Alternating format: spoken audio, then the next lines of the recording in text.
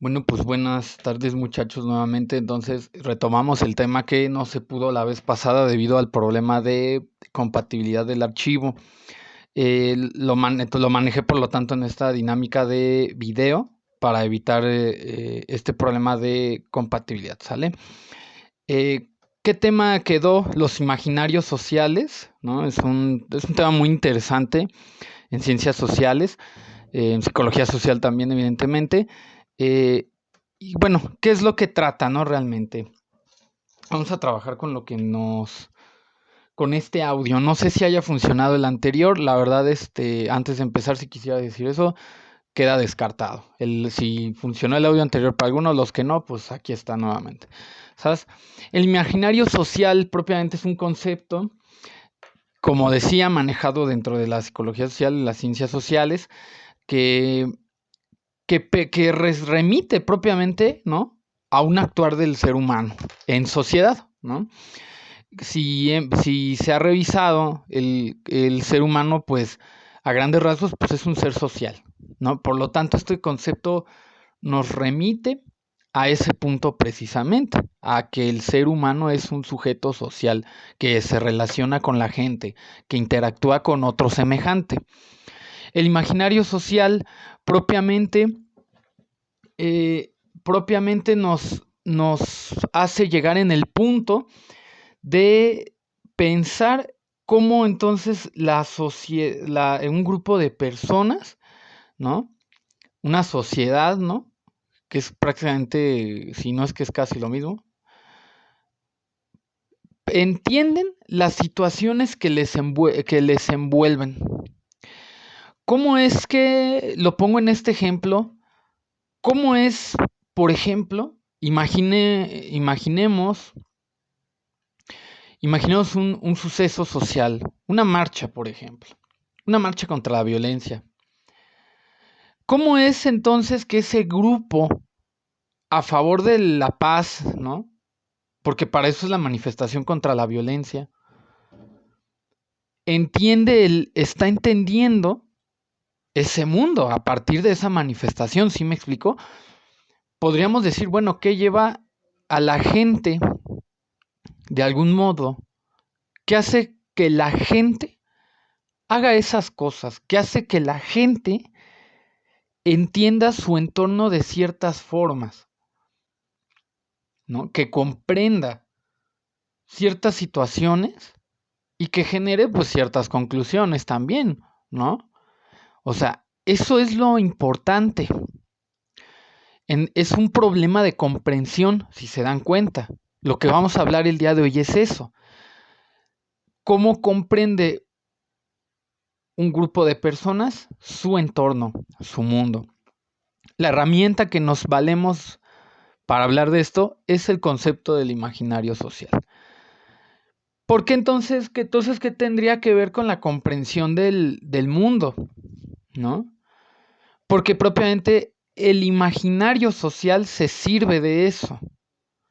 Se sirve de los significados transmitidos culturalmente que se constituyen en cada individuo, ¿no? La diferencia aquí que vamos a trabajar un poquito más adelante es que cómo cada sujeto o cómo cada individuo significa esa parte, comprendida en su cultura, ¿no? Estas dos posturas, tanto la individual como la colectiva, tienen que ver algo con el imaginario social, sí, es correcto. ¿Por qué? Porque el imaginario social es como una regla. ¿Por qué pongo este ejemplo? Porque es una regla que permite a la persona tener cierta medida de comprensión, ¿no? Eso es el imaginario social, por así decirlo. Le permite a las personas ver y comprender su entorno. Por eso lo ponía como en este ejemplo. Pues es una medida que le permite comprender.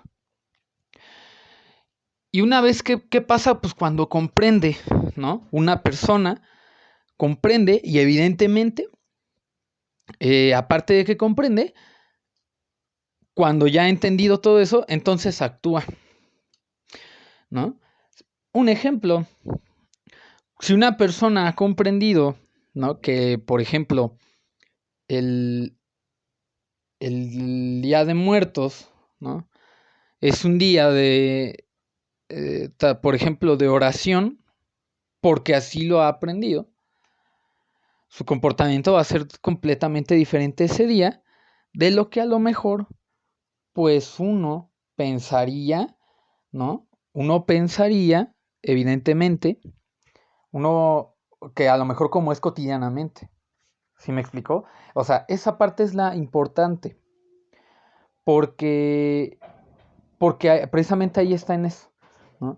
Porque una vez que ha comprendido el sujeto eso, por lo tanto procede, ¿no? Procede a generar un comportamiento a partir de eso. En el ejemplo de esta marcha, cuando ese grupo de personas ha comprendido que la violencia está haciendo peligrar sus días, por así decirlo, porque ahí ahora sí que pues, cada uno puede entender algo diferente, entonces la manifestación procede, ¿no? Entonces por eso la gente destina un tiempo de sus vidas para salir a marchar a la calle, ¿no? O sea, eso es lo importante. ¿Por qué? Porque hay algo de esos significados, ¿no?, que se han transmitido y que llevan a decir a la gente, ¿sabes qué? Ahora le vamos a armar una marcha, salimos, nos manifestamos, cantamos las porras, shalala, shalala, shalala y vámonos, ¿sale? Tiene que ver con la visión del mundo, ¿sabes? Para hablar de esta visión del mundo, entonces me voy a valer de un tema que ya habíamos revisado el semestre pasado en la clase de psicología, pero propiamente de estos últimos, pues la sensación y la percepción. Dijimos, ¿no?, el semestre pasado que la sensación tiene que ver con con lo que se capta a través del sentido, nuestros sentidos, vista, olfato, shalala, ¿no? Y propiamente la percepción era cuando esa información, ¿no?, de esos sentidos quedaba concluida, ya quedaba comprendida, ¿sabes? Para resumirlo en corto esta parte, porque se supone que ya lo vimos. Cuando entonces, ¿por qué estoy hablando de la percepción? De la percepción como tal, porque precisamente la percepción es lo que le hace al sujeto ver el mundo, entender el mundo. Y entonces aquí llegamos a otro punto, que es el de la realidad, ¿no? Otro problema muy clásico en filosofía, epistemología, psicología, pues, ¿qué es la realidad? ¿No? ¿A qué le llama el ser humano la realidad? ¿No? ¿Qué decimos que es la parte real? Lo que uno podría decir, ¿no? Pues, o sea, pues oye, pero pues a partir de la sensación y percepción, ¿no? Pues decimos que lo que me transmiten mis sentidos es lo real, ¿no? ¿No? Lo que yo conozco a partir de los sentidos es real, ¿no? Como decía un poco Descartes, ¿no? Más bien, eso decía Descartes, pero acuérdense de lo que Descartes decía, ¿no? Hay que dudar de eso para llegar a una verdad, ¿no? Y entonces ahí entra ese cuestionamiento de qué es la realidad. Para esta postura en ciencias sociales, la realidad no es más que, no es más que esta parte de, de lo que ¿cómo decirlo? La realidad para este tema del imaginario social no es más que podemos decir, los significados que el sujeto reconoce en ese espacio. Eso sería la realidad, pero a partir de las percepciones que ya tiene, ¿no? O sea, es decir, el sujeto ya ha percibido algo, más bien esa es la palabra correcta. La realidad para esto es la interpretación que el sujeto hace de lo que ve en su entorno, ¿no? Para este tema, o sea, les digo, hablar de la realidad incluso podemos dedicar todo un parcial hablando de este tema, o un semestre inclusive, pero propiamente para efectos pues, de esta clase del día de hoy, ¿no? Esto del imaginario social, la realidad no es más que la interpretación de que hace el sujeto de esto. Pero entonces, ¿cómo el sujeto interpreta eso? ¿No? A partir de lo que ha aprendido de ese imaginario social. Yo pongo esto siguiente a modo de pregunta, chicos. El imaginario social tendrá que ver con esto último que vimos de los prejuicios y el estereotipo. Y si están pensando en la respuesta sí, están en lo correcto, chicos. Sí tiene que ver con esto. ¿Por qué se sirve más del estereotipo? Porque habíamos dicho que dentro de los estereotipos, ¿no? Eran los significados ya conjugados, pero más que conjugados, transmitidos entre pares, identificados entre pares, ¿no? Acuérdense del ejemplo, ¿no? Que poníamos el racismo era un ejemplo de que era función de estereotipos negativos, ¿no? Ah, pues ahí viene el negro, ¿no? Pues escondan su dinero porque nos va a robar, ¿no? Eso sí, en un grupo de personas, del Ku Klux Klan, por ejemplo, ¿no? O sea, ¿no? Creo que es los que odian a los negros. Propiamente, o sea, ahí está ese estereotipo dentro de ese grupo, pues racista, vaya, ¿no? Finalmente es racista. Finalmente ahí está, ¿no? Por ejemplo, en las películas de Estados Unidos de 1945 a 1955, es que ahorita no me acuerdo, hay una, pero muy clara que habla de eso, ahorita no me acuerdo cómo se llama, pero precisamente pues es esa época, ¿no? La crítica de esa época de que pues, los negros viajaban, había solo ciertos asientos para los negros, ¿no? O sea, no podían entrar a las cafeterías, ¿sí me explico? Porque ahí estaba en función de un estereotipo negativo, pero ese estereotipo estaba ya identificado entre la población de raza blanca, ¿no?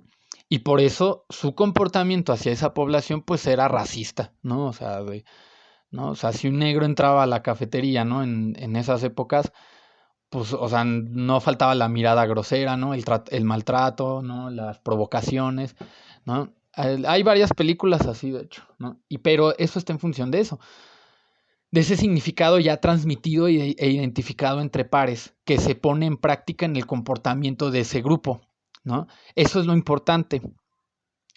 ¿Por qué se sirve de los estereotipos? Porque son identificados, son transmitidos en ese grupo de personas, ¿no? Eh, que ahí pueden ser millones de significados, no puedo decir como tal cuáles, ahí son millones. ¿Por qué? Porque el significado está en función de las personas como tal, ¿no? La parte significativa es propia de cada persona, por eso no puede ser iguales. Por eso se queda como abierta esa parte de, pues, sabes que son solo significados. Sí, porque depende el contexto, la situación, ¿no? El periodo histórico. Ahí entran en factor muchas cosas, ¿no? Muchísimas cosas. Como estas, por ejemplo, que acabo de mencionar. Ay, perdón. Por lo tanto, sí, se sirve de estos estereotipos porque fungen como elementos de identificación en un grupo. Eso sí es lo importante, ¿no? Esta parte del estereotipo, de los estereotipos, más bien del imaginario, perdón, del imaginario social, también tiene que ver, ¿no? Como decíamos, con los sistemas de representación, claro.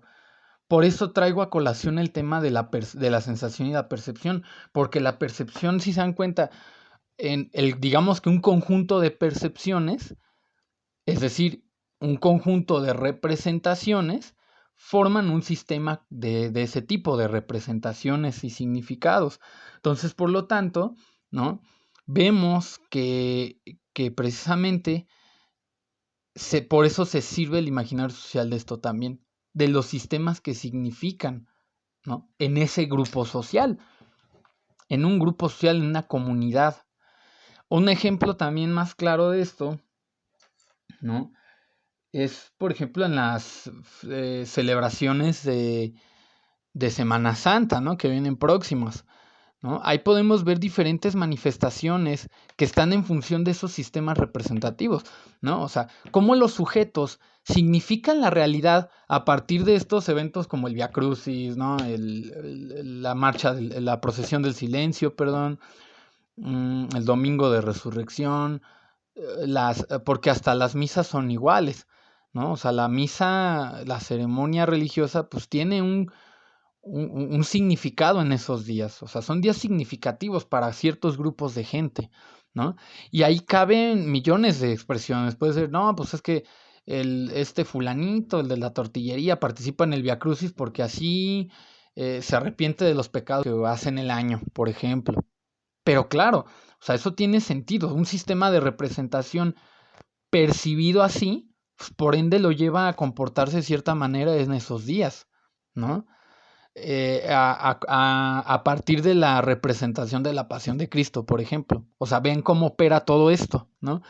Y entonces, como hay una cuestión de estereotipos, en este caso positivos, que se transmiten, podríamos decir como una especie de tradición, porque también la tradición se sirve de esto, eh, entonces es cuando procede a actuar de esa manera, ¿sale? Procede a aprenderse el día de los diálogos, a cargar la cruz, en el caso de que sea Jesucristo, ¿no? O no sé, pero así es como se trabaja, pues, ¿no? Es así como se manifiesta esta cuestión. Por eso se sirve de estos sistemas representativos, ¿no? Eh, por eso aquí, así es como este sujeto interpreta esa realidad, pues, ¿no? Lo interpreta a partir de eso. Por ejemplo, la realidad en esos días, pues, él así la interpreta. En el caso, por ejemplo, de alguien muy católico, pues claro, su forma de interpretar la realidad va a ser completamente distinta a alguien que pues tal vez no, pues no lo sea, o inclusive de un ateo, si lo queremos ver así, ¿no? Entonces, es a partir de ahí cómo el imaginario social opera. El imaginario social, ¿no? Lo refieren como inclusive a algo invisible, ¿no? Como algo que no está prácticamente. Y tiene mucho sentido, no es que veamos el imaginario social en el cielo o en la tele, o ¿sí me explicó? O sea, el imaginario social se ha referido también como una estructura invisible, ¿no? Que no es que no se puede observar de una manera tangible, ¿sabes? Eh, no se puede observar como tal porque no existe no existe así como físicamente, ¿no? Este imaginario social, lo que se deja ver es a partir de esas manifestaciones que se realizan, ¿no? Por eso traigo a colación estos ejemplos. Es ahí donde, digamos, entra en función esta cuestión, ¿no? El imaginario social también se sirve, ¿no? De las instituciones sociales. ¿Qué es una institución social? ¿No? Aquellas encargadas, ¿no? De moldear y fungir como modelo hasta cierto punto sobre el comportamiento, pero más que más que modelar, moldean el comportamiento humano. ¿Cuál es el ejemplo más clásico de una institución social? La familia, ¿no? La transmisión de valores en la familia, por eso la familia se gana esa categoría, ¿no? Porque en la familia pues uno aprende los valores, ¿no? Que le permiten al individuo interactuar en una sociedad, ¿no? Es decir, lo que se dice coloquialmente, pues es que la educación viene en casa, pues sí, claro, porque ahí se trata de reforzar esa institución de la familia, la institución que le dan a los padres a los hijos a partir de los valores para que ellos lo repliquen en una sociedad, pues, ¿no? Eso es lo importante, ¿sabes? Que, que, que el imaginario social se sirve o sea, refuerza, por así decirlo, estas instituciones. ¿Por qué? Porque también la educación en ese sentido, es decir, eso que estoy diciendo, la transmisión de esos valores, se sirve de ese contenido, de esos significados que están puestos en ese grupo, en una sociedad, y que son transmitidos de generación en generación, ¿sale? Si se dan cuenta, lo que hemos hablado hasta ahorita es que el imaginario social es un elemento que nos permite generar una estructura de representación de nuestra realidad, ¿sabes? Y que a partir de eso nosotros operamos en ese grupo, en nuestro comportamiento, perdón, y, y entonces es como nosotros actuamos en una sociedad, ¿sale? O sea, se deja ver en nuestro comportamiento, podríamos decir, ese imaginario social como tal, ¿no? Em, lo que continuamos, ¿no? Lo que continúa en este momento, ¿no? Entonces, hasta aquí vamos con el imaginario social, ¿no? Ya dijimos de qué se trata, de que queda, de qué va agarrando forma, perdón, esta parte del imaginario social, ¿no? Como dice Emilio Durkheim, ¿no? Este sociólogo, que la forma, ¿no? Como formas específicas en base a las cuales se desenvuelven las conciencias individuales, ¿no? Que tiene que ver con la parte en la que una explicación de cómo se dan los fenómenos sociales, tiendas como una manifestación, por ejemplo, ¿no? Em, es una manifestación, ¿no? Un movimiento social, ¿no? De esa gran magnitud. Por eso yo pensaba ahorita como en las marchas, las manifestaciones, ¿no? Las protestas, una huelga, ¿no? Todo eso son manifestaciones sociales de esa magnitud, esos fenómenos sociales. Pero propiamente, espérenme tantito, es que creo que aquí hay algo muy interesante, ¿no? Aquí está. En el imaginario social, sí, disculpen ustedes la pausa, ¿verdad? El ser humano se crea y se recrea, ¿no? O sea, lo que acabamos de decir, el imaginario social es la medida para el ser humano, ¿no? De cómo va a interpretar esa realidad. Y es lo que se va a considerar como esa realidad, pues, ¿no? A partir de a partir de ese imaginario social, de cómo entonces el individuo dice que es esa realidad. Porque fíjense bien, ¿no? Para los fenómenos sociales se ve como hay un desenvolvimiento en la parte individual, claro, porque es lo que decía hace unos instantes. Finalmente, la misma situación la pueden entender de diferentes maneras las personas. Lo pueden, lo pueden interpretar de cierta manera. Y esa va a ser la forma en la que traten esa realidad. ¿Sabes? Que perciban esa realidad lo hace, ¿no?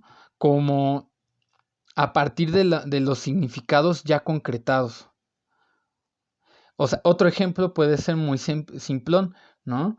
La, lo que precisamente, eh, lo que precisamente, un ejemplo es nosotros, pues por ejemplo, para ir al baño, pues nosotros en cierta medida, pues vamos, si hay algo muy importante, pues nos aguantamos, ¿no?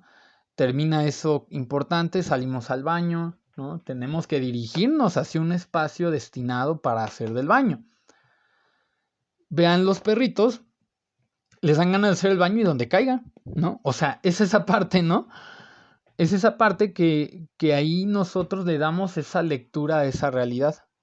¿Por qué? Porque nosotros hemos aprendido a ir al baño, ¿no? Se nos ha enseñado a ir al baño. Esa enseñanza de ir al baño, pues está significada. Entonces, nosotros a partir de eso, pues así actuamos. Por eso es importante esa parte. O sea, ¿tiene que ver con la cultura? Pues sí, es correcto. Si no es que es base también de los elementos culturales de un espacio, el imaginario social, ¿no? Como dice este autor del texto que les dejé, Pintos, ¿no? Que lo cito, dice, si de la realidad no percibimos más que una representación de ella, son los imaginarios los que proporcionan esos esquemas necesarios para poder percibirla, explicarla e intervenir en ella. O sea, el imaginario es el intermedio entre lo que se percibe, si se dan cuenta, como dice este autor, entre lo que, más bien en lo que nosotros captamos y lo que se percibe. ¿Sí me explicó? O sea, es decir, si nosotros ponemos la ecuación de la sensación y la percepción, en medio va el imaginario. En medio de ese proceso va el imaginario, ¿no? ¿Por qué? Porque es el que le da consistencia a la percepción, ¿no? Es es entonces como a partir de eso se genera una realidad social que un grupo de personas así percibe, ¿no? El imaginario funge como intermedio. Funge como un intermedio. Y ahorita, entonces vemos qué es ese intermedio, ¿no? El intermedio que tiene ese elemento, que es el imaginario, vaya, ya dijimos. El ejemplo que se da más adelante, porque parece esto es un poco reiterativo, es a partir ¿cómo se llama? Es a partir del paradigma de Kuhn, ¿no? Kuhn en esta cuestión, el que es el padre de los paradigmas dentro de la ciencia, el paradigma como tal es, dentro de la parte de la ciencia, creo que es interesante explicarlo, porque creo que también queda un poco más claro, es que las ciencias se demuestran a partir no de la comprobación para Kuhn, por ejemplo, para el positivismo es a partir de la comprobación, para Kuhn es a partir de la falsedad que tienen los, los principios falsos que puede tener una ciencia, ¿no? Cuando existe eso, existe un paradigma, ¿no? ¿Por qué? Porque quiere decir que algo de esa ciencia se ha percibido, si lo quieren ver así como un área de mejora. Por ejemplo, para Karl Popper es lo contrario, para Popper es no, o sea, la ciencia tiene que ser comprobable, si no, no es ciencia, ¿no? Para Karl Popper, su contraparte es Kuhn. Kuhn dice no, o sea, sí está bien, pero dice no, o sea, tiene que ver indicios de que se puede falsear esa ciencia, ¿no? ¿Y por qué? Porque cuando dice que se puede falsear, allá hay ese paradigma, y ese paradigma no es más que el investigador ha percibido algo ha percibido algo que en medio de ese proceso de elaboración de ciencia, que puede generar nuevas conclusiones. La idea de demostrar la falsedad de una ciencia no es para decir que está mal, es para seguir haciendo ciencia. Finalmente, es para seguir creando, ¿no? Un ejemplo, ¿no? De esto es cuando, por ejemplo, la teoría heliocentrista, ¿no? Que decían que todo, que decían en el un poquito a inicios del Renacimiento, que la Tierra era el centro del universo, ¿no? Y todos giraban alrededor de él. ¿Qué pasa cuando llega Galileo? Dice, no, espérate tantito, o sea, todos los planetas giran alrededor del Sol. Galileo ahí descubre esa parte, pero no dijo que estaba mal, él descubrió esa parte. Es exactamente aquí lo mismo. Para describir los imaginarios se sirve de el texto se sirve de esta parte de Kuhn para decir que el imaginario social también permite, ¿no? Permite percibir algo de esa realidad, ¿sabes? Eh, pero sobre todo que el imaginario social también da esa forma de ver las cosas, porque en el paradigma también se está viendo una forma de ver esa ciencia, ¿no? Por eso es como lo importante en los paradigmas, ¿no? Porque es otra forma de ver esa ciencia, esa disciplina, ¿sale? Entonces, espérenme tantito, chicos. Ahorita voy, espérenme, estoy grabando clase. Pero pasa. Entonces, perdón, perdón por el corte comercial, llegaron unas visitas, pero bueno. Ajá. A ver, entonces, dijimos que el imaginario social es como esta parte de Kuhn, ¿no? Es una forma que le hace también ver las cosas al individuo, ¿sabes? Que si bien aquí trabajamos la diferencia que dijimos, ¿no? La parte individual y la parte colectiva. ¿Por qué? Porque también el imaginario social influye en la forma individual que el sujeto va a significar y a ver las cosas, ¿sale? Eso es lo importante. Pero también en la forma en la que una sociedad también percibe su espacio, ¿sabes? Como me sirvo de este ejemplo de Kuhn, ¿no? La forma en la que se hace ver esa realidad social, eso es, por así decirlo, el imaginario social como tal, ¿no? La forma en la que un grupo de personas hace ver, ¿no? Hace ver a hace ver su espacio, su entorno, ¿sabes? Es aquí también como dice Heidegger, esto de si leyeron el texto, esto de las ventanas, para Heidegger la persona posee es a lo que él denomina una frontera de comprensión que permite permite significar y dar sentido a ciertos objetos, es exactamente lo mismo. El imaginario social, desde esta postura de Heidegger, ¿no? Es una frontera comprensiva que le permite significar en su entorno de manera individual lo que, de algún modo, socialmente está establecido. Si se dan cuenta, el imaginario social tiene entonces estos dos canales, uno en la parte individual y otro en la parte social. ¿Sí se alcanza a ver? O sea, ¿por qué? Porque a partir de eso, que también ya está individual, se crea una, por así decirlo, una cuestión de estereotipo en la que él replica, pero otro también replica de una manera parecida o igual en una sociedad, en el comportamiento. Ejemplo, ¿no? Eructar es de mala educación aquí. Por ejemplo, en países de Medio Oriente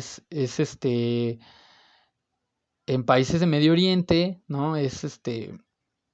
Pues no es grosero porque quiere decir que la comida te gustó. Aquí sí, ¿no? Aquí para nosotros culturalmente es una grosería. Es una falta de respeto, ¿no? Cuando nosotros comprendemos esa parte que nos hace ver esa forma de interpretar nuestra realidad así, salimos nosotros y otra persona lo comprende de igual manera, ¿sale? Entonces, pues tú cuando sales a una fiesta, ¿no? Una fiesta de jardín, por ejemplo, ¿no? A una comidita, no es que veas a la gente eructando. ¿Por qué? Porque eso ya está culturalmente aprendido. ¿Sí me explicó? Eso es lo que decimos. Por lo tanto, aquí el imaginario social, si se dan cuenta, es como una especie de lentes que nos hace ver ciertos aspectos de nuestra realidad en la sociedad. ¿Sale? En el ejemplo de las manifestaciones, ese grupo de personas, ¿no? Digamos que si culturalmente se les ha enseñado que el respeto al derecho ajeno es la paz, por ejemplo, como dice Benito Juárez, ¿no? Al haber esta identificación, por ejemplo, no, es que la violencia no, que no sé qué. Entonces, al no haber esto, proceden a realizar la marcha, ¿no? ¿Por qué? Porque entonces ese imaginario en ese grupo está viendo esa parte que está afectando a la sociedad como tal. ¿Sí me explico? O sea, eso es lo importante. ¿Por qué? Porque a partir del imaginario social se puede comprender por qué las cosas en la sociedad pasan. Esa es una buena herramienta. Es la herramienta que inclusive se valen antropólogos, sociólogos, psicólogos sociales, ¿no? O sea, todos los que trabajan como con esta parte de los grupos, ¿no? Inclusive hasta educadores, si lo quieren ver así, o sea, hasta educadores, ¿no? Los mismos psicólogos, o sea, o sea, toda esta banda que trabaja con todo, con estas poblaciones, ¿no? Etniólogos, el imaginario social es casi como una herramienta, no quisiera decir indispensable, pero por lo menos sí muy importante, ¿no? Porque también se valen de otras herramientas, ¿no? Obviamente, ¿no? Estas disciplinas. Pero si se dan cuenta, es una herramienta importante, ¿no?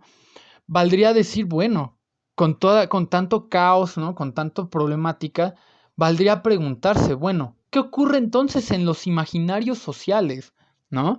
Que, que hacen que estallen estas problemáticas, ¿no? Que estallen manifestaciones, que estallen nuevas cosas en la sociedad, ¿no? Eso es lo importante. Formas de comunicación inclusive, o sea, vean cómo qué alcances tiene, ¿no? Manifestaciones emocionales, eh, ¿no? Manifestaciones grupales, nuevas tradiciones, nuevas costumbres, ¿no? ¿Sí me explico? O sea, nuevas formas de hacer las cosas. ¿Por qué? Porque está entonces apuntalando al imaginario social. Esa es la cuestión en juego, ¿no? Si alguna vez se han preguntado, bueno, entonces, ¿por qué carajos la gente actúa así?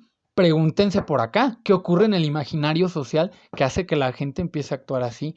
¿Qué es lo que significa la gente que les permite comprender una realidad en ese entorno? Eso es propiamente el imaginario social. Lo último que acabo de decir, ¿sale?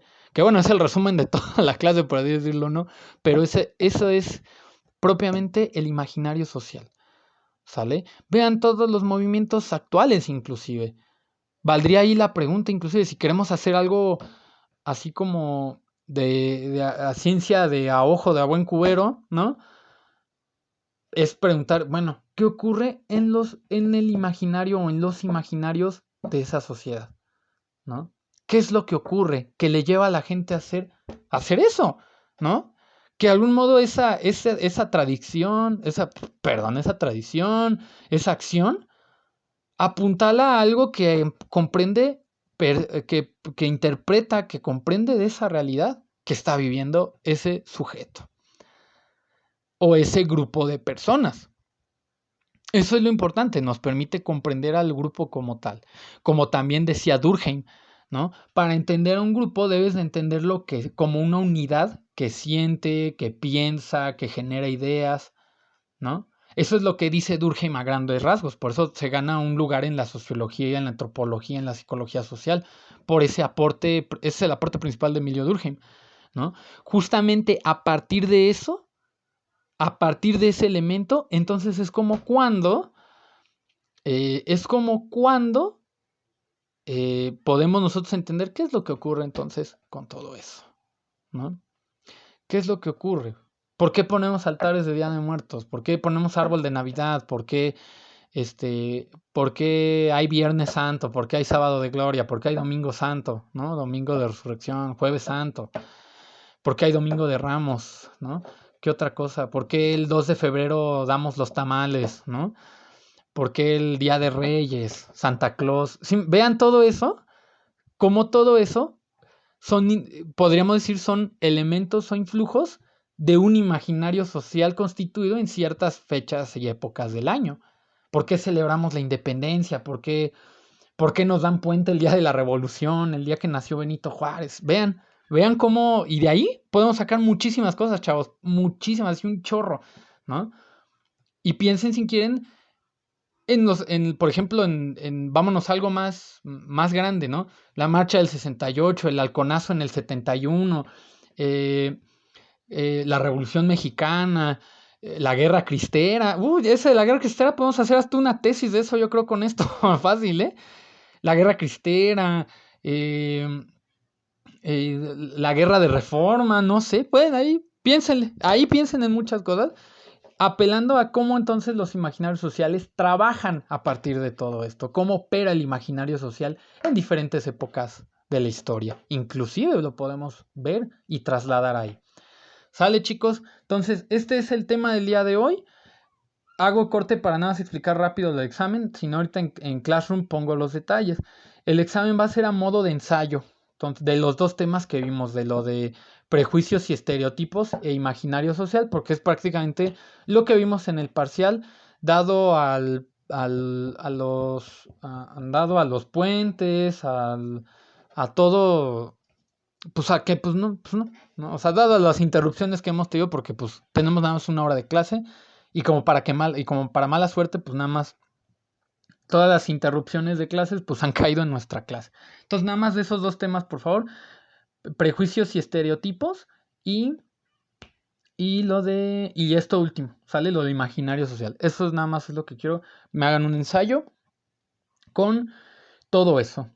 Dudas, por favor, en la semana tengo programado, o sea, si su examen, digamos, lo va a dejar de tarea su examen, pero les voy a dar tiempo, me lo van a entregar el jueves, por favor.